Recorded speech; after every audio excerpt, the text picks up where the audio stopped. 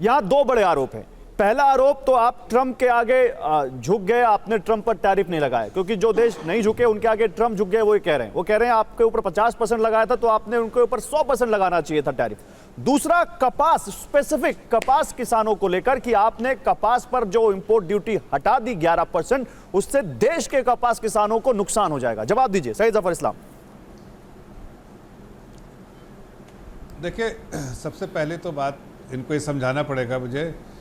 गौरव भाई, मेरी आवाज वापस मुझे ही आ रही है। अच्छा, मैं पीसीआर को बोलता हूं जरा एक को सही करें। हाँ, तो मैं ये कह रहा हूं कि जिन्हें दिल्ली प्रदेश नहीं चला सके, वो अब देश के बारे में ऐसी टिप्पणियां कर रहे हैं कि देश झुक गया, ये हो गया। देश किसी के सामने झुकता नहीं है। आपके लीडर झुक सकते हैं किसी के सामने, जैसे पहले झुकते थे। आज देश के सामने एक ऐसा लीडर है जो खड़ा है, देश के लिए खड़ा है, देश के हितों के लिए, सुरक्षा के लिए खड़ा है। अब अमेरिका को 50% टैरिफ आज लगाने की जो धमकी दिया उसने लगाया, लेकिन हकीकत यह है कि आज हमारी अर्थव्यवस्था इस हालत में है, इतनी मजबूत हालत में है कि अगर वो शॉक आया भी और जो है उसको एब्जॉर्ब करने की शक्ति रखता है। ये पुराना फ्रेजाइल इकोनॉमी नहीं, स्ट्रॉन्ग इकोनॉमी है। और इसके बहुत सारे आंकड़े मैं दे सकता हूँ जिससे ये बात साफ जाहिर हो जाएगा कि आज हमारी इकोनॉमी बहुत मजबूत है। और 50 बेसिस पॉइंट का अगर इम्पैक्ट भी आया तो उससे ज़्यादा स्टिमुलस सरकार ने अभी इकोनॉमी को दे दिया है। जैसे फॉर इंस्टेंस हमने शुरू से हमने रेट कट किया, इनकम टैक्स कट किया पहले इसमें बजट में, उसके बाद हमने आरबीआई ने इंटरेस्ट रेट कट किया, और अब आदरणीय प्रधानमंत्री जी ने अनाउंस किया है कि जीएसटी में रिलीफ देंगे। अब जीएसटी रैशनलाइजेशन के बाद अगर सब मिला के 100 बेसिस पॉइंट के अनुमान है कि उससे उसके आसपास जो स्टिमुलस इकोनॉमी को मिलेगी। तो जो सैयद जफर इस्लाम ये जो ब्रॉडर इंपैक्ट का आप जवाब दे रहे हैं। नहीं सैयद जफर इस्लाम, सुनिए सर, सुनिए, काउंटर क्वेश्चन सुनिए। मैं आपसे अभी इम्पैक्ट पर नहीं आ रहा हूं। सुनिए सर, मैं अभी इम्पैक्ट पर नहीं आ रहा हूं सर। सुनिए, मैं अभी इम्पैक्ट पर नहीं आ रहा हूं, मैं उस पर आऊंगा। अभी तो मुझे आप ये बताइए कि क्या सरकार के पास ये ऑप्शन है कि वो रिटेलिएशन में रेसिप्रोकल 50% पे 50% टैरिफ लगाए, जैसे चाइना ने लगाया था? क्या सरकार लगा सकती है? और दूसरा, क्या कपास के किसानों का हित आपने सोचा जब आपने 11% टैरिफ हटाया? ये जो आप बता रहे हैं ना सर कि हमने ये कर दिया, वो कर दिया, वो सब अभी बात होगी, बहुत बात होगी। पहले इन दोनों सवालों का जवाब दीजिए ना। देखिए, पहली बात कि रेसिप्रोकल टैरिफ जो है लगाना है कि नहीं लगाना है, सरकार अपने नीति के हिसाब से चल रही है, स्ट्रेटेजी के हिसाब से चल रही है, और सही समय पे सही वक्त लेगा। कॉटन इंपोर्ट करने से आज जो कंपटीशन में हम दिक्कत आ रही है कि टेक्सटाइल इंडस्ट्री हमारी ठप पड़ जाएगी, 50% टैरिफ का जो इम्पैक्ट है वो कुछ सेक्टर्स में पड़ रहा है, उसमें टेक्सटाइल भी है।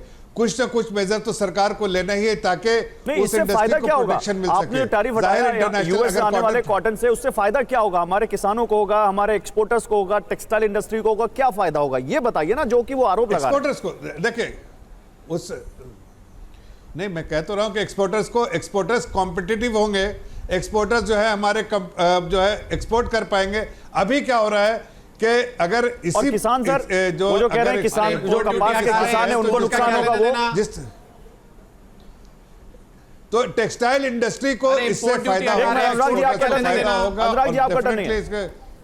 हाँ बोलिए जफर इस्लाम जी, बोलिए। तो भाई तो मैं कह रहा हूं कि देखिए, इसमें लोगों का जो कंसर्न है कि फार्मर्स को नुकसान होगा। फार्मर्स ठीक है, फार्मर्स को थोड़ा हो सकता है कि उसके प्राइसेस, उसका भी भारत सरकार सब चीज़ का ध्यान रखती है, इसलिए उसका भी ध्यान रखेगी, लेकिन एमएसपी पे ध्यान रखेगी। लेकिन जो इंपोर्ट ड्यूटी से हमें एडवांटेज यही है कि जो हमारे एक्सपोर्टर्स को फायदा होगा। एक्सपोर्टर्स इस वक्त जो है, ठीक है, ओके, तो आप मान रहे हैं कि हो सकता है कि फार्मर्स पर कुछ असर पड़े, लेकिन भारत सरकार उसका ख्याल रखेगी। अब आलोक शर्मा, सरकार क्या करे? एक्सपोर्टर्स को बचाए तो किसान दिक्कत में, किसान को बचाए तो एक्सपोर्टर दिक्कत में, क्या करे सरकार? देखिए, किसान ने और एक्सपोर्टर दोनों ही सरकार ने मार दिए। सबसे पहले तो सरकार को मानना चाहिए कि हमसे बहुत बड़ी चूक हुई है, और उसके बाद फिर माफ़ी मांगनी चाहिए, और फिर करेक्टिव मेजर्स की तरफ बढ़ना चाहिए। लेकिन दुर्भाग्य ये तो करेक्टिव मेजर्स लेने की बजाय और उल्टा काम करते हुए चले जा रहे हैं।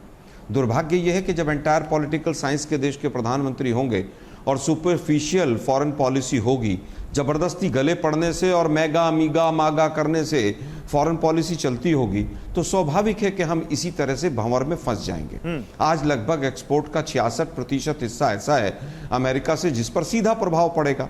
1 करोड़ रोजगार डायरेक्टली जाएंगे, मैं डायरेक्टली वर्ड यूज कर रहा हूं। और बार बार आप पूछ रहे थे भाई किसने स्टडी किया, किसने स्टडी किया। अब ये काम विपक्ष को करना पड़ेगा, अनुराग ढांडा और आलोक शर्मा को करना पड़ेगा। वैसे ग्लोबल ट्रेड रिसर्च इंस्टीट्यूट जो है उसने तमाम आंकड़े अपनी तरफ से दिए हैं। सरकार तो निकम्मी है, सरकार के पास तो कुछ है नहीं।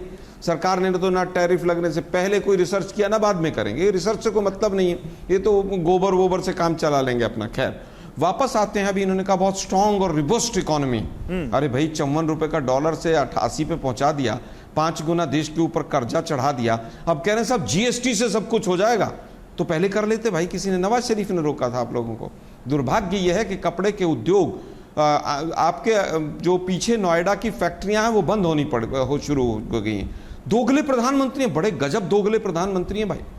एक तरफ कहते हैं मेक इन इंडिया, चश्मा घड़ी और मशरूम भी विदेशी खाते हैं, टेलीप्रॉम्प्टर जिसे रोज पढ़ के भाषण देते हैं वो भी विदेशी, लेकिन मेक इन इंडिया की बात वो जरूर भाषणों में करेंगे। अरे भाई आपको अगर किसानों के हित रखने थे, 11% अगर आपने इंपोर्ट ड्यूटी घटा दी तो उससे क्या होगा? गुजरात, महाराष्ट्र, कर्नाटक, पंजाब, हरियाणा, वहां का तो राहुल गांधी जफर इस्लाम आ रहा हूं, आप बोलिएगा, बोलिएगा। अब मीडिया के साथ ही ढूंढ रहे हैं। अब यही तो प्रॉब्लम है ना यार इनका। 1 लाख से ज्यादा तो स्किल्ड केवल डायमंड कटर बेरोजगार हो जाएगा। अमेरिका तमाम अपने उद्योगों को भी शिफ्ट कर रहा है, हमारे उद्योगों को विदेशों में शिफ्ट करने के लिए हमें मजबूर कर रहा है, और मोदी जी सरेंडर करके बैठे हैं। माल जो है वो बंदरगाह पे पड़ा है, पर यहां स्टूडियो में चिल्लाना जरूर है। अरे माल जो बंदरगाह पे एक्सपोर्टर्स का पड़ा है भाई, उसको कैसे उसको बचाया जाए, कैसे उसको वापस लाना है, वहीं पर पहुंचाना है। क्या सरकार की कोई सहायता रहेगी, नहीं रहेगी? वो फॉरेन मिनिस्टर साहब कहां गायब हैं? कॉमर्स मिनिस्टर की कोई स्टेटमेंट नहीं आती है। इस पर ध्यान दीजिए ना भाई। जवाब लेते हैं। सारी सरकार आप स्टूडियो से मत चलाइए, जवाब दीजिए। आप केवल ये बताइए, नहीं, आप केवल ये बताइए हमें कि भाई कौन सी मजबूरी थी कि जो 11% आपने कॉटन के ऊपर से टैक्स हटा दिया? क्या ये अमेरिका के सामने पूरी तरह से सरेंडर करना नहीं है? पूरी तरह से सरेंडर कर दिया मोदी जी ने। क्या मजबूरी है भाई? बताइए। कौन सी नस मोदी जी के हाथ की दबी हुई है ट्रंप के हाथ में कि मोदी जी ची नहीं कर पाते? मैं जरा जवाब देता हूं। देखिए, जिन लोगों को 2013 की इकोनॉमी अच्छी लगती थी उनको आज की इकोनॉमी अच्छी नहीं लगेगी, इसलिए कि दुनिया देख रही है कि उस वक्त इकोनॉमी अच्छी थी कि आज इकोनॉमी अच्छी है। किस मापदंड में देखते हैं इकोनॉमी को, मापते हैं ये मुझे मालूम नहीं। उस वक्त पूरा भट्टा बैठा हुआ था, दुनिया देख रही थी, भट्टा बैठा हुआ था, तो इनको अच्छा लगता था। बैंकों का आज का कंपैरिजन का टॉपिक नहीं है, 11% पे आओ यार पॉलिसी पर। अरे अमेरिका के सामने सरेंडर करके बैठे हैं, यहाँ भी कांग्रेस को कोसने पे लगे हुए भाई। जो अभी नवाज शरीफ की बात कर रहे थे ना, इसलिए तुमको जवाब दे रहे हैं। रोजगार जा रहे हैं, ये कांग्रेस। अरे मुद्दे पे बात कर रहे हैं, मुद्दे से भटक के बात कर रहे हैं। अभी बीच में बोलने में तकलीफ नहीं हो रही है? अभी तकलीफ हो रही है बीच में बोलने में? दूसरा बोलता है तो बहुत दर्द होता है। कोई किसी के ना बोले, कोई किसी के ना बोले। अरे शर्म आना चाहिए तुमको, जैसा बात करते रहते हो। पर्सनल सर, हम पर्सनल होके क्या कर लेंगे? हमने देश के लिए बात करनी है ना, हम पर्सनल बात क्यों कर रहे हैं? हम, आप बोलिए। सैयद जफर इस्लाम आपका टर्न है, आप बोलिए। सैयद जफर इस्लाम आपका टर्न है, आप बोलिए। देखिए, ऐसा है कि इनको कुछ नहीं, अगर दिक्कत आती है तो ये बीच में बोलना शुरू कर देते हैं। जरा इनको नहीं बोलेंगे, बीच में नहीं बोलेंगे, आप बोलिए। अभी अपने टर्न पे बोलिए। भाई आप मुद्दे पे बात करो ना।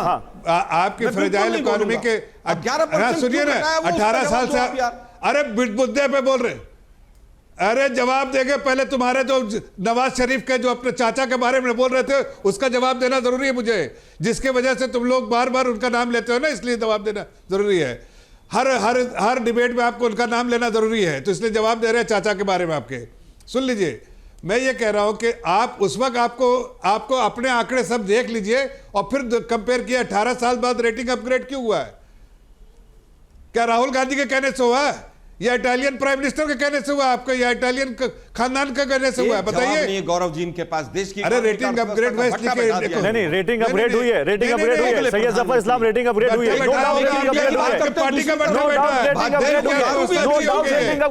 लेकिन अगर रेटिंग अपग्रेड हुआ है तो उसकी मतलब इसकी अर्थव्यवस्था में मजबूती आई है। किस बेसिस पे आप कह रहे हैं अर्थव्यवस्था खराब है? सिर्फ इसलिए कि आपको मोदी जी से नफरत है तो आपको बोलना है कुछ ना कुछ नेगेटिव बोलो।